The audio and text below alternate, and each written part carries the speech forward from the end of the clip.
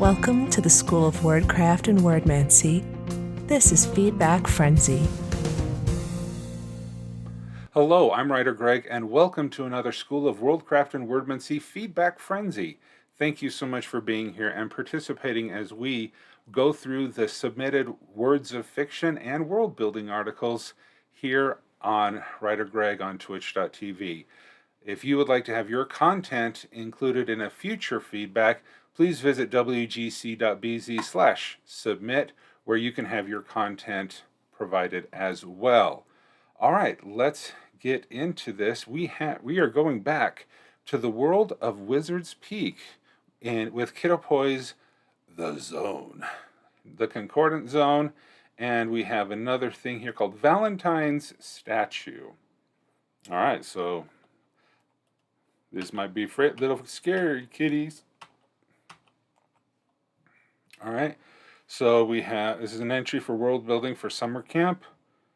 An artifact that embodies, an artifact that embodies a hideous or monstrous idea. All right, yeah. Kids, you may want to skip this one. Nope, don't. Watch. You need to like and subscribe. Press the spoiler when it's time. Show spoiler. Ooh, that's going to be fun. Okay, so we have some good articles. We have done Valentine the King before. Oh, Valentine's flag. Okay, this guy's getting a lot of publicity.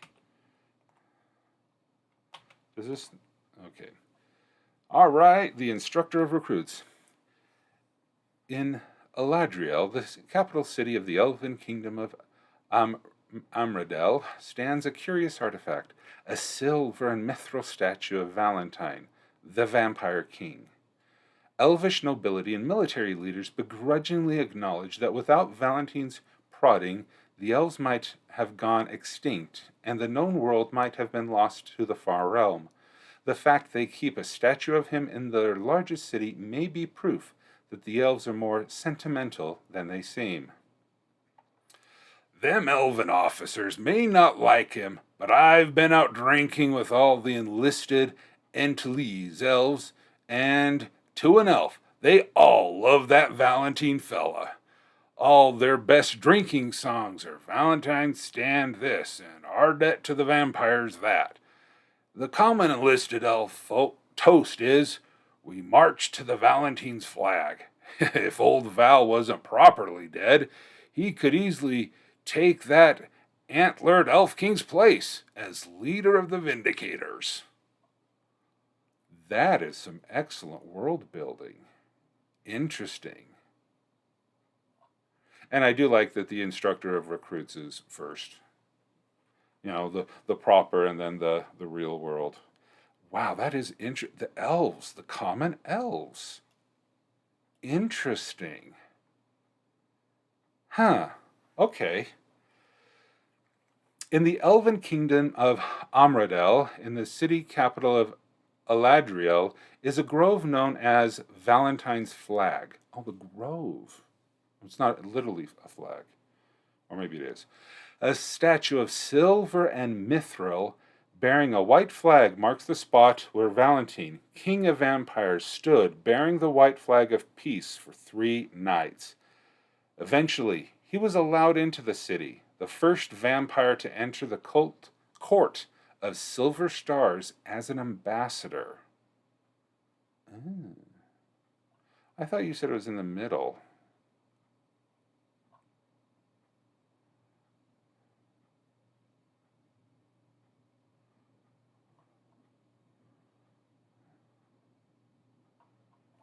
Wait, I guess okay, maybe there wasn't a... Okay. Okay, it's just that... Oh, man, I love Mid-Journey. Interesting. Oh, wow, that is creepy as a lot. It's a stub. It'll link whenever I get around it. Okay. Yeah, since he stood, like, did he stand outside The grove, I guess, is a grove outside the city or something like that. I don't know. Oh, in the capital city is a grove. So did the city, was he standing outside a city wall, and was it then, did the city encompass around? Maybe that's more of a other article thing. The city has grown around the grove. Perfect. Valentine proposed an alliance of vampires, elves, lycans, and all the peoples who loved the moon goddess Thea. The Shattered Moon Coalition was formed because of Valentine's persistence, and the mortals and undead finally won the war against the far realm. Love that image. Unfortunately, Valentine did not make it to the end of the war. He was lost in the Battle of the Borrow Shard. When he barreled into a knot of aberrant soldiers, he never returned from the battle, and it was assumed that his body was dusted by some anonymous aberration. Without Valentine to lead them, the vampires of the Blood Moon Covenant were edged out of the alliance that they had spearheaded. Ooh, interesting. The faithlessness of elves. When the war ended, the elves were given a spot on the Concordance for survival and a leadership position in what became the mightiest civilization that the world has ever known. That civilization of the world. It seems like that always is something that's removed from grammar checkers. I don't know. They dissolved the coalition and created a new group called Thea's Vindicators. They invited the druidic powers to join them and pointedly left out the vampires and lycans who had been allied with them during the Far War. Yeah, okay, faithlessness. The vampires and lycans remaining on the Shattered Moon were given a choice. They could fly back to the world of Arathia below, or they could remain on the moon. However, they would no longer be welcomed on the Telperian sky ships of the elves, now that their coalition was dissolved. Some stayed and some returned dirtside, but the vampires and the shifting folk have not forgotten that the elves took away their chance to join the leaders of the Concordance. I'm not liking these elves. Despite the poor treatment of vampires and lycans by their leaders, the fighting elves and common soldiers remember Valentine's gamble and his savagery on the battlefield. Over the years, vampires and werewolves have been allowed to become full citizens in the zone. They have to promise to only feed on consenting mortals, and they have to bear the identahedron. In the neighborhood grove of Valentine's flag, young elves gather in Valentine's memory. There are music and dancing clubs such as the Bloody Flag, where Gothic vampire admiring elves. Wow. Okay, does that need some hyphens in there? Like Gothic vampire admiring elves can dance until dawn. Actual vampires are rumored to also frequent those clubs, and they're probably those consenting people that feed them. On the Borrow Shard itself, a clan of vampires live under Shard, clinging to the bottom of the Shard and staying in the darkest shadows of Lokhorn. They commemorate the night that Valentine died with a great festival that the elves also join. Spoilers! Open with caution. Only the highest members of the Vindicator military, the high nobility of Amaradel, and the royal family know that the silver and mithril statue actually contains Valentine himself. He is agonizingly trapped in silver and mithril, barely able to perceive the world around him. Oh, they done him dirty!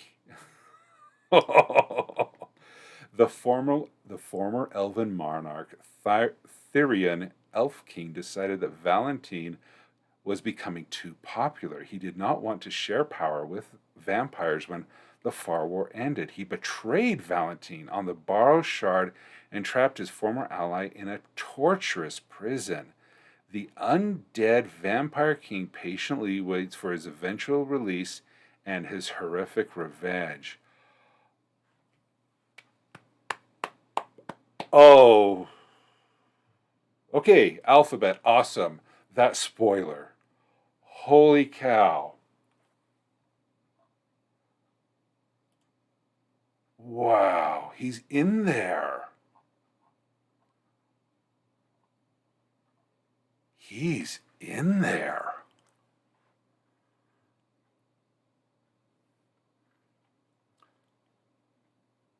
I'm waiting to spring that on my players. Interesting. Okay, that is awesome beyond belief. He's in there. Okay. If you play in my campaign, you can get in there. In the machinations. Okay. But see but is that like a portal to his prison, or did they like Han Solo carbon freeze him in silver and mithril? Like they assumed that he was dusted, to take the term from Buffy the Vampire Slayer. He's trapped in there. But is it a TARDIS, like it's bigger on the inside? Carbon freezing is a good comparison. Okay, cool. So someone would have to come up and like break away the silver, and if they broke the face, he's just coated in silver and mithril. Okay.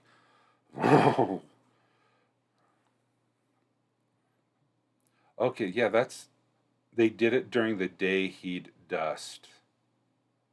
If they did it during the day he'd dust. Oh, so they have to go. Okay, so your players, if they want to free Valentine, and hopefully none of your players are watching. Those are the only people that don't want watching this. Are everybody else likes subscribe and all that stuff. They'd have to do it at night. They don't even know. Of course not. They wouldn't know. Wow, the implications. But how would they find out? Anyway, we can discuss. We can discuss later. All right. So, wow, that is awesome. Bored, never bored. Confused.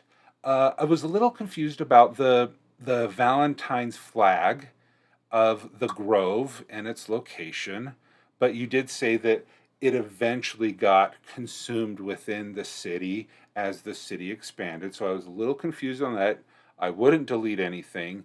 Expanding, not in this article itself, because it does talk about Valentine's statue. I don't think there's really anything on. But this faithlessness of the elves, holy cow, that is. I'm curious to know if the lichens, we have the elves who love the vampires. Is there any other love that the lichens are getting? A different article, not for this one. I don't think there's really anything you needed to add to this. Great, to the point, single focus. If old Val wasn't properly dead, he could easily take that antlered elf king's place as leader of the Vindicators. Oh, wow.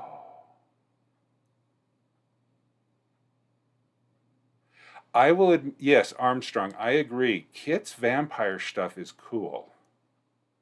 It's cool. All right, everybody, thank you so much. If you would like to visit kitoypoy's world, it is the World of Wizards Peak, and you can visit the links.